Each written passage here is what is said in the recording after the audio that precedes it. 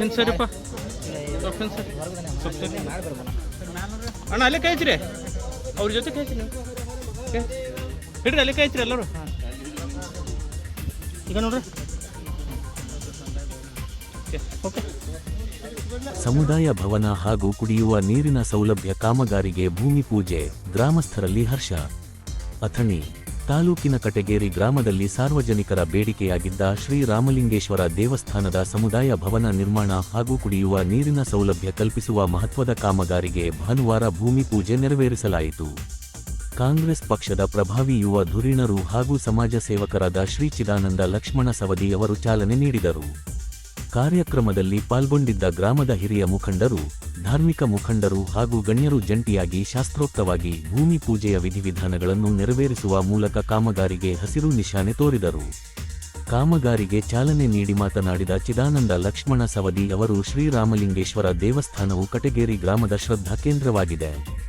ಇಲ್ಲಿ ಸುಸಜ್ಜಿತ ಸಮುದಾಯ ಭವನ ಇಲ್ಲದ ಕಾರಣ ಇಷ್ಟು ದಿನ ಸಾರ್ವಜನಿಕ ಹಾಗೂ ಧಾರ್ಮಿಕ ಕಾರ್ಯಕ್ರಮಗಳ ಆಯೋಜನೆಗೆ ತೊಂದರೆಯಾಗುತ್ತಿತ್ತು. ಈಗ ಮುಖ್ಯಮಂತ್ರಿಯವರ ಮೂಲ ಸೌಕರ್ಯ ಅಭಿವೃದ್ಧಿ ಯೋಜನೆಯಡಿ 20 ಲಕ್ಷ ರೂಪಾಯಿ ವೆಚ್ಚದಲ್ಲಿ ಭವನ ನಿರ್ಮಾಣವಾಗುತ್ತಿರುವುದು ಹಾಗೂ ಕುಡಿಯುವ ನೀರಿನ ಸೌಲಭ್ಯ ಕಲ್ಪಿಸಲಾಗುತ್ತಿದೆ. ಇದರಿಂದ ಗ್ರಾಮಸ್ಥರಿಗೆ, ಮಹಿಳೆಯರಿಗೆ ಹಾಗೂ ಭಕ್ತಾದಿಗಳಿಗೆ ನೆರವಾಗಲಿದೆ ಎಂದು ಅಭಿಪ್ರಾಯ ವ್ಯಕ್ತಪಡಿಸಿದರು. ಯುವ ವಕೀಲರಾದ ಶ್ರೀಕಾಂತ ಪೂಜಾರಿ ಮಾತನಾಡಿ, ಈ ಯೋಜನೆಯು ಕೇವಲ ಒಂದು ಕಟ್ಟಡ ನಿರ್ಮಾಣಕ್ಕೆ ಸೀಮಿತವಾಗಿರದೆ ಗ್ರಾಮದ ಸಾಮಾಜಿಕ ಒಗ್ಗಟ್ಟು ಮತ್ತು ಧಾರ್ಮಿಕ ಕಾರ್ಯಕ್ರಮಗಳ ಸುಗಮ ನಿರ್ವಹಣೆಗೆ ಭದ್ರ ಬುನಾದಿ ಹಾಕಲಿದೆ ಎಂದರು. ಕಾಮಗಾರಿಯು ಗುಣಮಟ್ಟದಿಂದ ಮತ್ತು ನಿಗದಿತ ಅವಧಿಯೊಳಗೆ ಪೂರ್ಣಗೊಂಡು ಸಾರ್ವಜನಿಕರ ಬಳಕೆಗೆ ಮುಕ್ತವಾಗಲಿ ಎಂದು ಜನರು ಅಧಿಕಾರಿಗಳಲ್ಲಿ ಮನವಿ ಮಾಡಿದರು.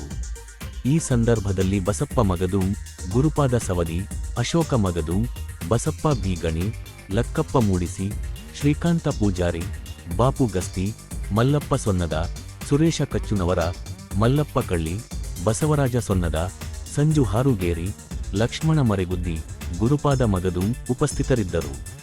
ಉತ್ಸಾಹಿ ಯುವಕರು ಹಾಗೂ ಸಾರ್ವಜನಿಕರು ಭಾಗವಹಿಸಿದ್ದರು.